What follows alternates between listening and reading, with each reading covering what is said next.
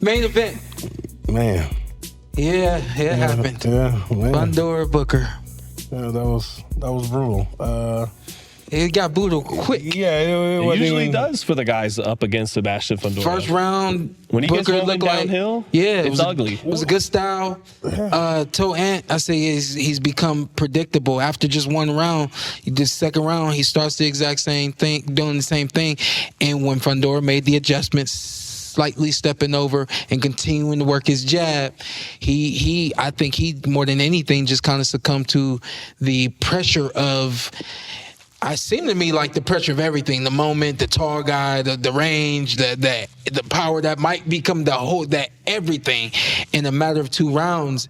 And I really want to just applaud Fundora for sticking with the jab. The first round, Booker's moving and stopping and hitting. I had Booker win the first round, and I thought to myself, well, yeah, you get Fundora to give up his height. Trying to make him reach. Exactly. And you're going to have some success.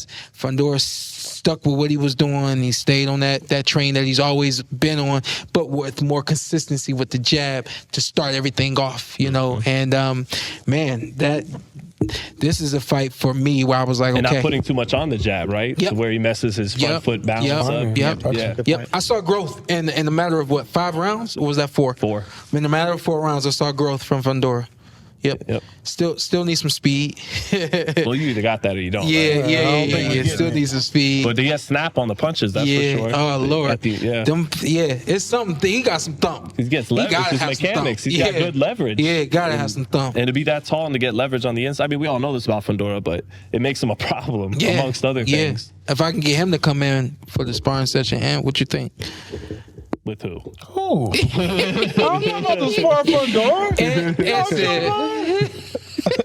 We're not taking that fight. We're not. I'm going to pull out the week of.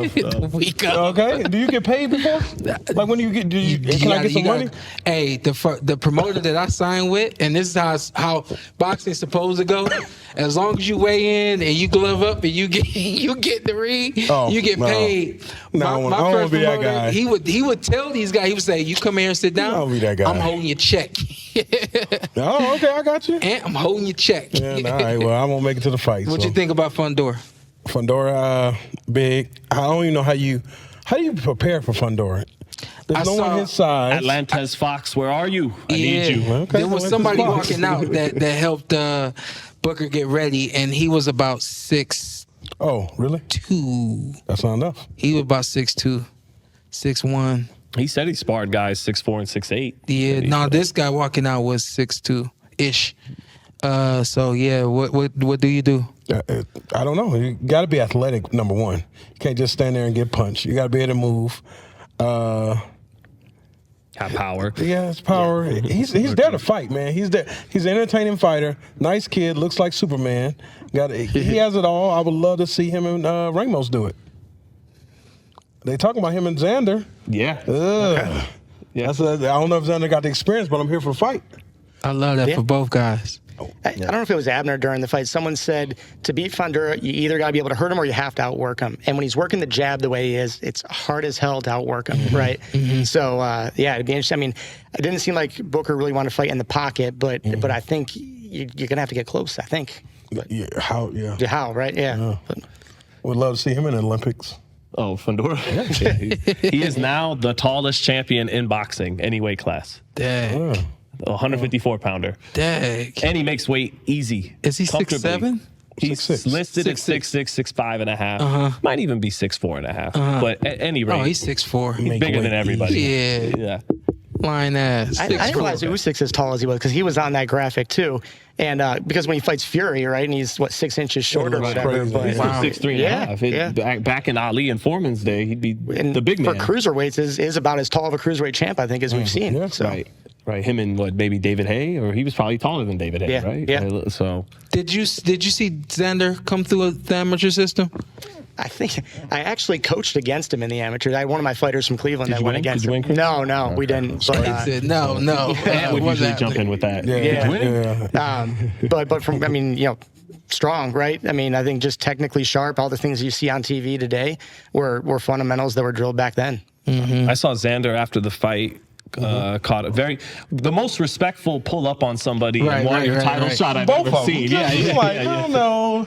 But it's two warriors. You know they're gonna show up, and if that fight happens, they're gonna let their balls hang, and it's gonna be a good fight. No doubt. Yeah. That's a pay-per-view fight. Unfortunately, it's not. It's not, but it is. It should be. Exactly. Yeah. It's a great fight. The WBO, they ordered 20 days. 20 days. They're like, hey, let's do it. Let's get funky. Things are changing in boxing. If we want to hold on to these titles and have them mean anything, we have to mandate fights like these and actually enforce it. Simpson says either they unify with background or defend the mandatory against Xander. Yeah, I'm about to say, he said it to you. Man, I'll get passed up for questions Which everywhere. fight do you like more? You mean in terms of Xander or Virgil Ortiz? Yeah, no. You talking about Virgil Ortiz? Virgil's the interim champ for the WBC. Bakram or Xander?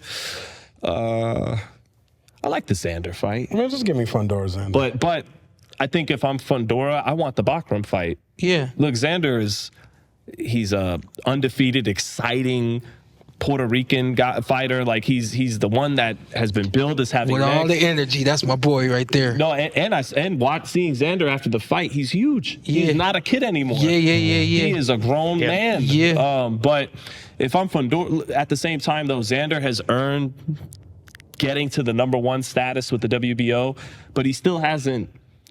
Relatively speaking, talking about fighters in their prime at the championship level, he hasn't fought anybody. He fought former champions, Patrick Teixeira. But you get he hasn't fought anybody. I'm saying in relatively terms.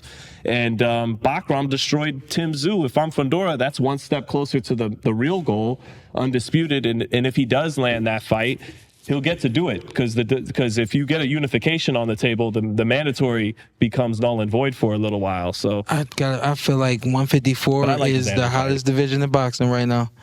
Am I right? Yeah. 154 is the hottest division in boxing. If you are a boxing enthusiast that really knows the landscape, that 154, dang. That's great fight after the great fight. If we could get them made, of course. Yeah. But that's great fight after great fight right there. Yeah, I think it could be more likely to be made because with Turkey coming in and this potential Dana, they did merge. And TKO Boxing come in, it's like, you guys better put your best foot forward. And where you normally would have played games and go, well, we're trying to do our thing, you do your thing with Xander. Yeah. And even with the WBO, where they might have played ball with that, sure, whoever, we'll play ball too.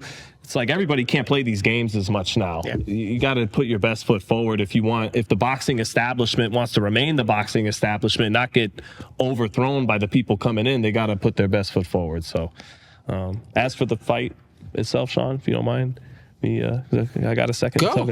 So, I made this joke covering Fundora that a better writer than me, a better writer than me, would paint Fundora as a sympathetic figure, because even though he's the only fighter in boxing's deepest division with 2 belts, and even though, like Antt said, he's always in an exciting fight, he still is almost, in a way, fighting for legitimacy. Mm-hmm. People can't get past the height. Some people treat it like it's a freak show, like it's a gimmick. He's that really tall fighter, And then even though he's always in entertaining fights, it's always about, his style's ugly. He doesn't use his height. The biggest win of his career, Tim Tszyu, a great fight. It was muddied a little bit because of the cut from his elbow. Would he have really beat Tim Tszyu, or was Tim Tszyu on his way to dominating that fight? So despite being an exciting fighter and a unified champion and a guy seemingly willing to fight anybody, he's still not really getting his respect. He's still fighting for that. And if he could beat the Virgil Ortiz, Bakram, and become undisputed, it's so overdone in sports today, the shut everybody up and the doubters, that now we have one really in front of us in Fundora that you can't appreciate it. Because that storyline, that cliche is so tired in sports that they all doubted me. No, they didn't. A lot of people thought you'd win this fight or win this game, or you were picked #1 out of college. No, calm down. Fundora really is the guy, that tall guy, the minute someone touches his chin, it's over. We all heard people say that about Fundora. The guy doesn't use his height, etc. He's really that he's really that. He really is trying to he's not trying to shut everybody up, but he has to. But anyway, what's interesting about him is he's both so beatable and so formidable and dangerous at the same time. You look at him, he gets hit. He was getting hit by right hands nonstop by Tim Tszyu in the early part of that fight. So because he's so hittable, he's beatable. I think other fighters watch him, Xander, Virgil, I could beat that guy. But it's different. But then once you get in there and oh wait, he's 6'6", and he can fight on the inside, and he punches hard as hell, and he's got fighting spirit. The guy, you gotta put him out to make him stop. He won't stop. And he's awkward and trickier than you think. So he's an interesting fighter. On one hand, looks super beatable. On the other hand, he might actually become undisputed at 54. And with the Zayas fight, it feels like a fight Zayas is supposed to win because he's the next Tito. He's the next Cotto. He could sell out the Garden. Sebastian could only sell like 2,000 tickets. But the young man might be biting off more than he can chew, because this guy's been knocked out. He's had to get up against Lubin. He's had to come back from a loss. He's had his nose split open.